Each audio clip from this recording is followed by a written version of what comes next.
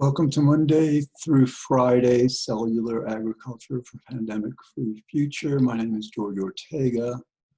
This is episode number 20, and it is Tuesday, August 4th at 4:40 p.m. I want to appeal to your values more this time. I don't want to chastise you, to describe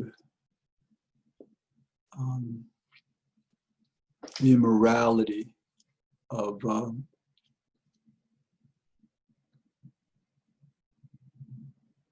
this time we're in. I may not be able to do that, actually. But what I'd like to most directly do is find a way to turn this from a punishment, from this, this dreaded thing that we want to prevent from happening, and of course we do, again, to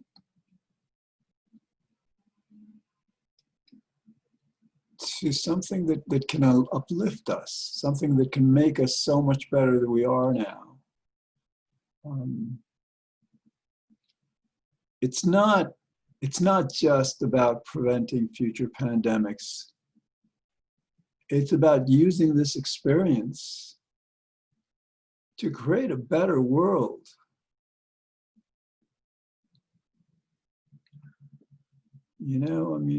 Those of you who are parents understand this. You have your kids, and they'll inevitably do things that are wrong. Sometimes they respond to positive direction. Usually you want that to be the case, and hopefully, usually that is the case. But sometimes it's necessary to be more direct, less pleasant in the way one communicates whatever one needs to communicate. But generally,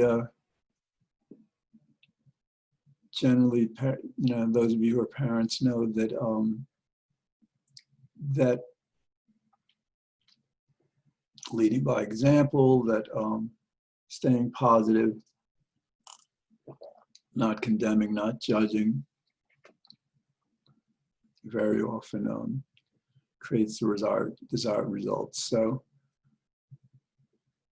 So now this is a big ask, though.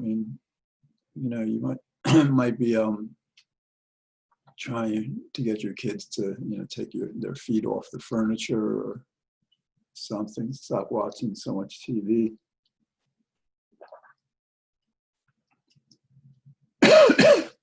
But the ask here is much, much bigger. It's like, at the very least,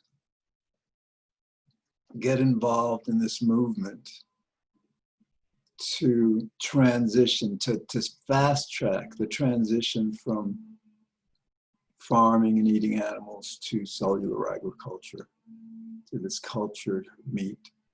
I don't know if you can hear some noise outside. I'm not going to stop this. Some kind of power tool, I don't know.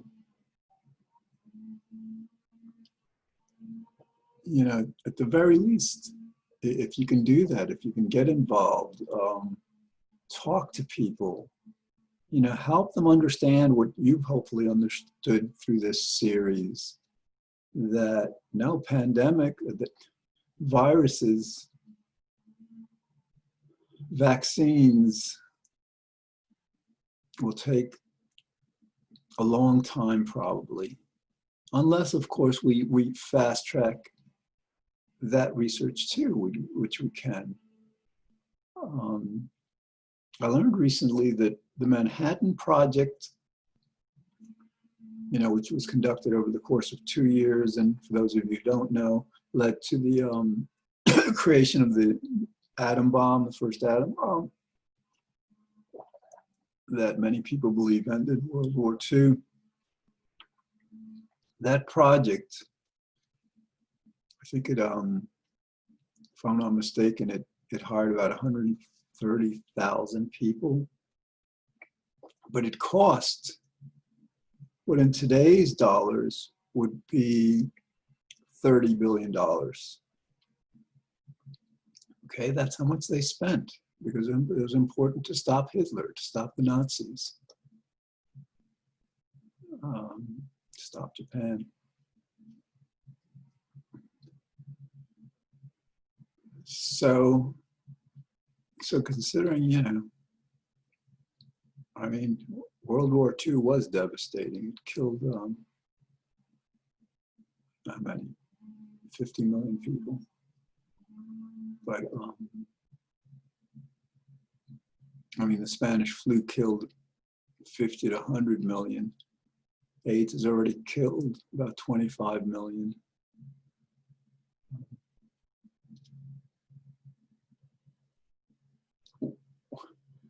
We're experiencing the disruption. We're experiencing the disruption of this coronavirus. And few of us want this to happen again.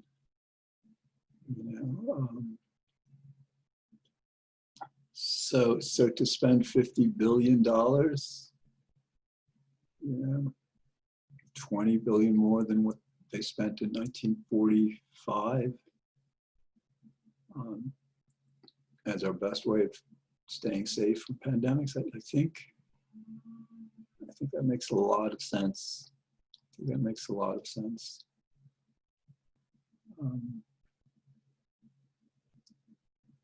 So, talk to people about it. Tell them that, well, we really can't rely on vaccines. They'll take too long. And as long as there's air travel, people are flying about 4 billion miles in airliners, passenger airliners. As long as there are factory farms, as long as we farm animals, we are going to be waiting for the next pandemic. And the experts constantly say it's not a matter of if, it's a matter of when. But that only holds true if we do nothing. That only holds true under the status quo, under the business as usual scenario we're in now, where we're to spend $50 billion, not next year, maybe immediately when Biden becomes president. I doubt Trump is intelligent or virtuous enough to do that.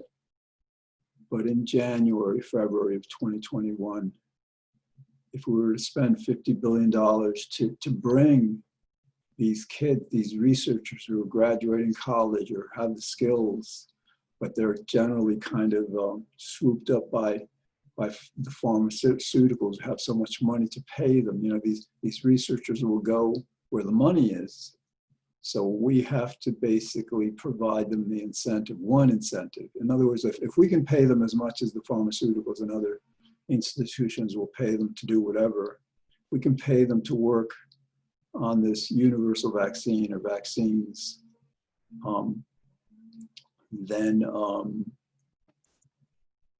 sure many of them would much rather prefer to work on this project than on just any pharmaceutical, for whatever purpose. So tell them,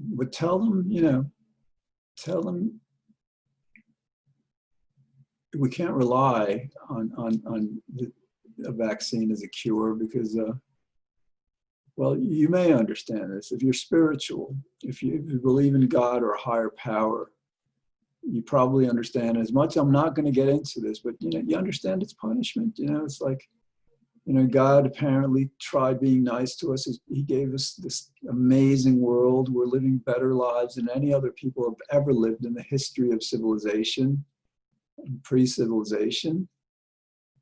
You know, and perhaps the hope was that we would finally be sated. We'd finally be satisfied with all our blessings.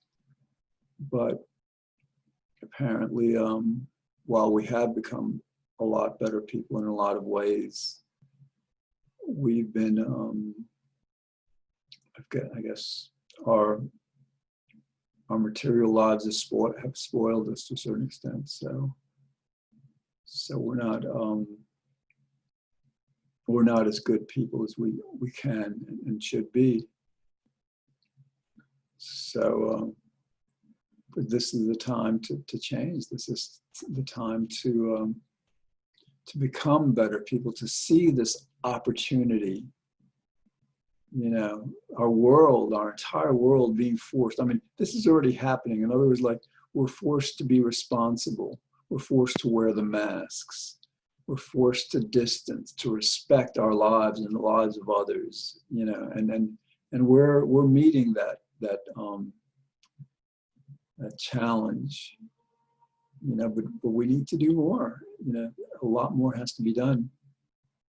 So explain to people that, yeah, vaccine is one answer, but it's probably 10 or 20 years away. And the only way, there's two ways that we can be reasonably safe from pandemics. The first is for us to all go vegan. And, you know, like, this is a show about cellular agriculture, but you know, if we were to become vegan, that would be the holy grail. That would be the ideal. And maybe we need to have that degree of hope, of we need to dream that big. You know, maybe we need to understand, to better understand how much we're capable of. We ended slavery. We ended much of discrimination against women. We ended much of discrimination against gays. There have been a lot of ways against minorities. There's a lot of ways that we've become much better people, you know, but you know, so now this coronavirus shows us this glaring gap in who we are. You know, how can we say that we're good people, very good people, when we're complicit in this system that routinely, systematically abuses and tortures 70 billion farm animals each year? You know, you know. So to talk about the religious component, the moral component, that if we believe in God or higher power, how can we expect God to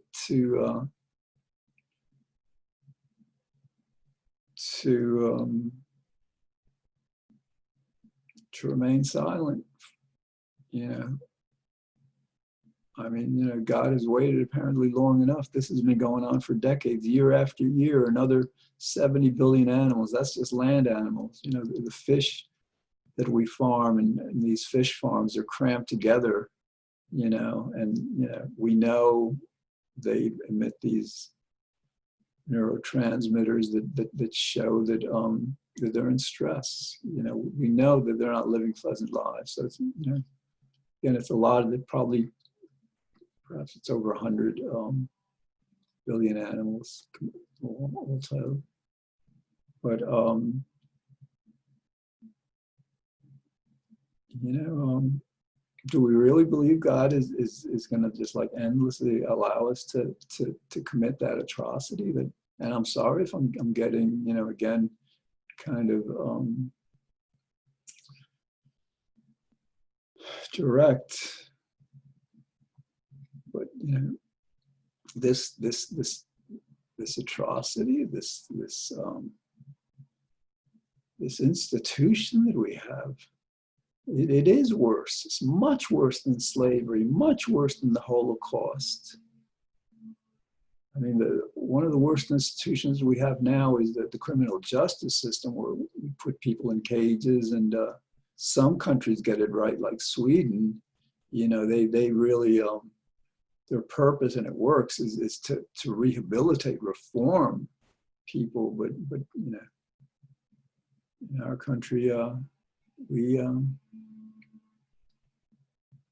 want revenge, I guess. I don't know. So we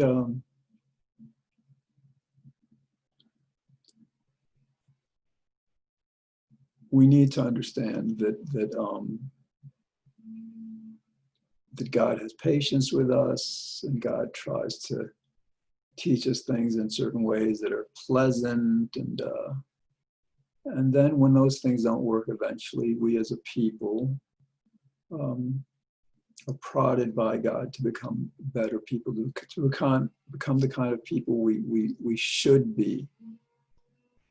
And so that's the time we're in. Tell people, you know, tell people that this is punishment from God, and this may not be about preventing future pandemics. This may be about coming out of this pandemic. God might have decided, well, you know, like, until you get this, until you get that this happened because you're abusing so many animals and being, you know, unkind, cruel, and in various other ways, you know, you're going to have a timeout, a distancing, like we do with school children. You know, you set them to the corner of the room. Now we're all in separate corners, day after day after day after week after month.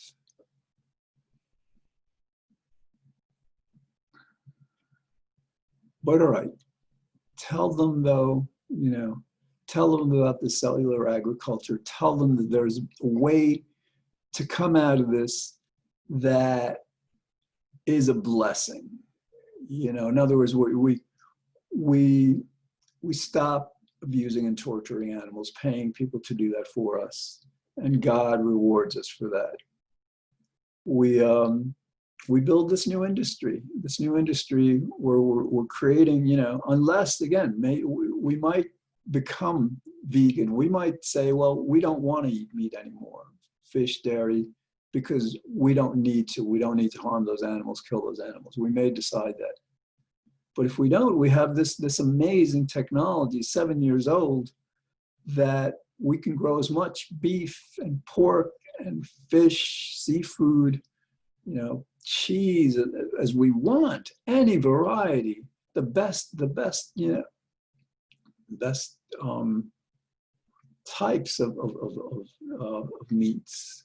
We can do this in a way that involves absolutely no cruelty. You know, helps us fight climate change. The livestock industry is responsible for perhaps 15% of the man-made contribution to it, greenhouse gases. I mean, these new foods, you know, number one cause of death in the United States, heart disease. Number one cause of heart disease, meat consumption. Number two cause of death, cancer. Number one cause of a lot of cancers is diet. You know, saturated fats, a lot of ingredients that, you know, processed meats that you know, nitrates that they're unnatural, and we pay the price.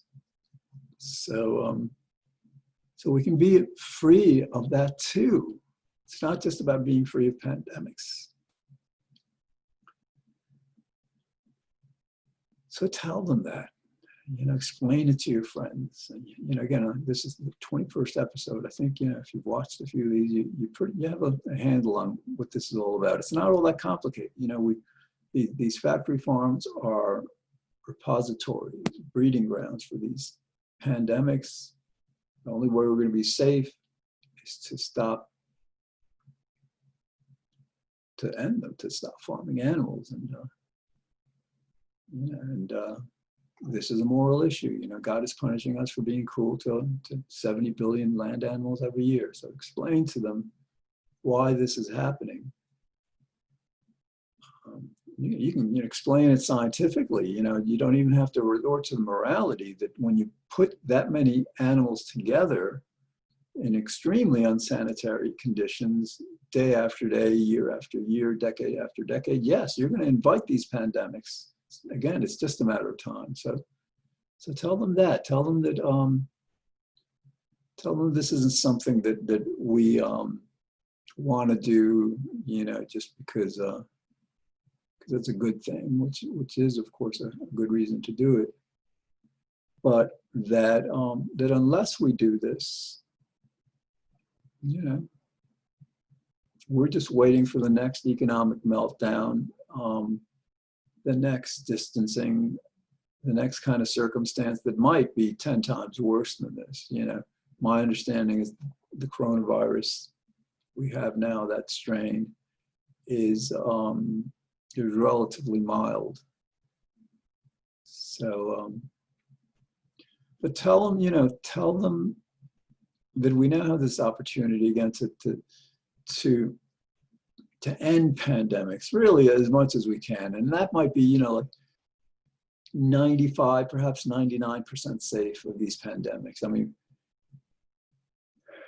that's major, and we can do this. I mean,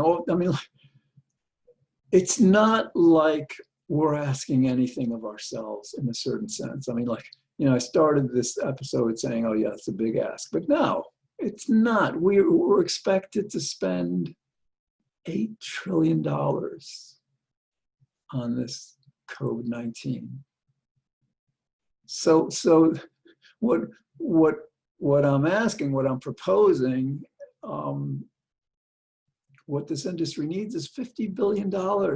So that rather than having to wait 10, 15 years for these much healthier pandemic-free products to be in supermarkets, we can have them there in 3-4 years. Just like we fast-tracked a vaccine and we're getting close. We'll probably have one in a couple of years at the very latest, whereas before that, most vaccines take 10 or 20 years. We still don't have a HIV vaccine. So tell them that that we can do this, that we can, $50 billion to just have us be pandemic free, and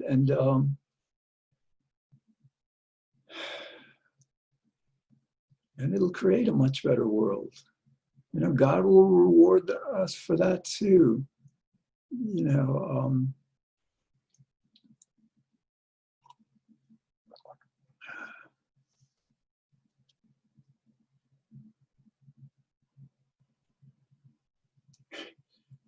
I guess, I'm reading a lot of books on vaccines and pandemics and, videos and all. So if I sound kind of scared and upset, that's why. But you probably haven't done that extensive research on this, which is fine. So perhaps you can focus less on the dread, on the fear, on the punishment, and more on the hope. That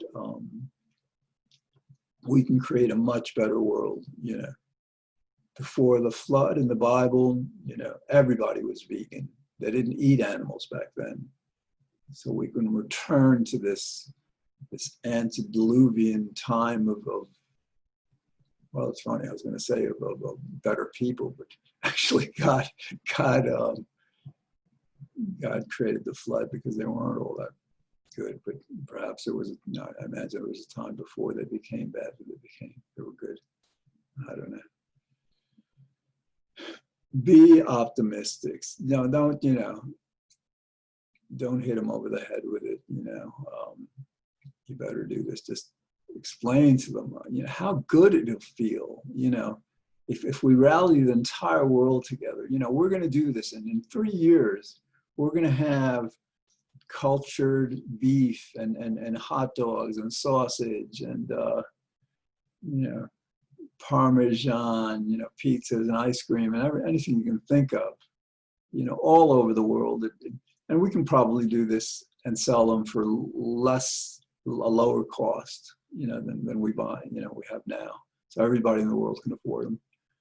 And we can make these products healthy. They're going to be so much healthier than the meat and dairy we're eating now. But we will have, we'll have given our kids and grandkids and future generations a wonderful gift. We created a wonderful world in a lot of ways. We're neglecting climate change, and that's actually, this is an interesting point. This may be the dress rehearsal for the major campaign. In other words, God saying, well, you think this is something that requires cooperation and investment and attention and concern. Well, no, this is like, wait till you start tackling climate change.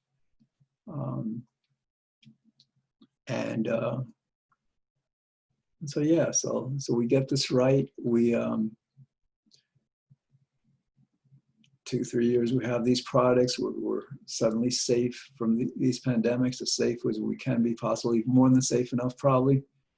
And maybe at that time we're ready to tackle climate change. We're full of pride and appreciation over our success, and we want to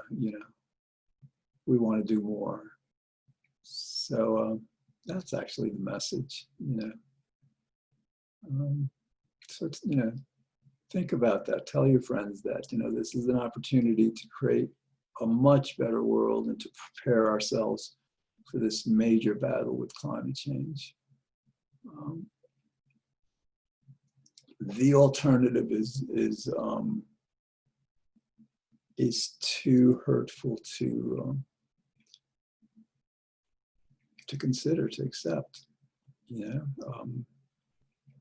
All right, but be positive. And I'm going to work on trying to be more positive. There's only so much research that I need to do before I have as much information as I need to say what I need to say. So, I may not be reading those books much more soon. All right, we're in about 35 seconds away. Thanks for watching. Join me here every Monday through Friday, channel 76. If you get Optimum, 45, you get Verizon, White Plains Community Media. Okay, 5 p.m. every Monday through Friday. And check out the episodes you might have missed on YouTube. And God willing, I'll be here tomorrow for another episode, putting a much, much more positive spin on things. Thanks for watching.